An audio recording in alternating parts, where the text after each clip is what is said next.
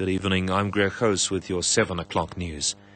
The UN General Assembly has given Libya's United Nations seat to the National Transitional Council, which toppled Muammar Gaddafi.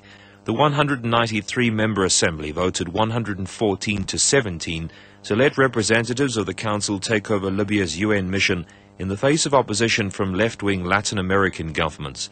Some African nations called for a decision to be postponed. A deadline for residents to leave the Libyan town of Bani Walid has run out. At the same time, Libyan fighters have also intensified attacks on Sirte, Gaddafi's hometown. Sirte and Bani Walid are some of the last strongholds of the former leader. The BBC's Gabriel Gatehouse reports from near the town of Bani Walid. We approached Bani Walid this morning on the road from Tripoli. We found a number of NTC rebel positions deserted. It suggested that perhaps there were indications of a push forward by the NTC soldiers. We saw a number of ambulances coming away from the front line on the main road. And then about 10 or 15 kilometres from Bani Walid, we came across quite a large NTC position alongside a grain store. There we were told that a number of shells had landed. Parliament's Committee of Trade and Industry has approved the Intellectual Property Laws Bill. The bill seeks to ensure that communities are protected from exploitation from foreign countries. A national council will now be established to advise the minister. Chairperson Joan Thubbs.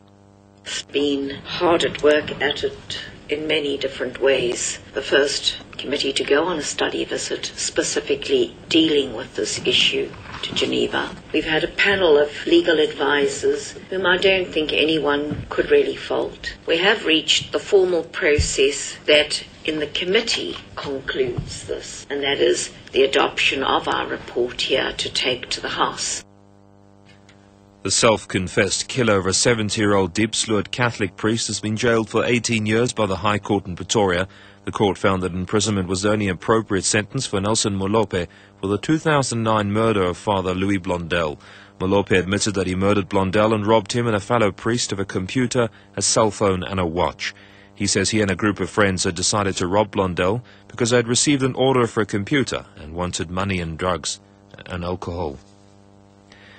The IFP Youth Brigade says renaming Mangosuthu Highway to Griffith Ntenge Highway Mlazi is a slap in the face to efforts of reconciliation between the IFP and the ANC. The renaming of the highway linking Mlazi Township and Durban has been a source of tension between the IFP and ANC ever since the process of changing street names began.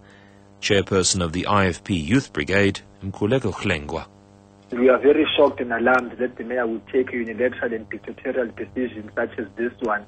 His actions, of course, will not go by unchallenged. We do call upon him to reverse this decision for the sake of peace and stability in eThekwini and for a healthy working relationship between the IFP and the ANC within and without government. European Union finance ministers meeting in Poland have delayed until next month the decision on the payout of the second instalment of a bailout loan to Greece. The BBC's Chris Morris has that story.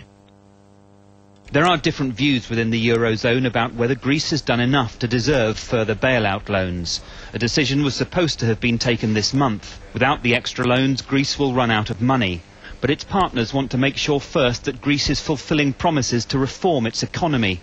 The EU's Economics Commissioner Olli Rehn said the ball is now in Greece's court. The presumption is that Greece will get the money, partly because the rest of the Eurozone has not yet readied its defences to deal with the fallout of a Greek default on its debt. A look now at the top story. The United Nations General Assembly has given Libya's UN seat to the National Transitional Council, which toppled Muammar Gaddafi. The 193-member assembly voted 114 to 17 to let representatives of the council take over Libya's UN mission in the face of opposition from left-wing Latin American governments. SAFM News.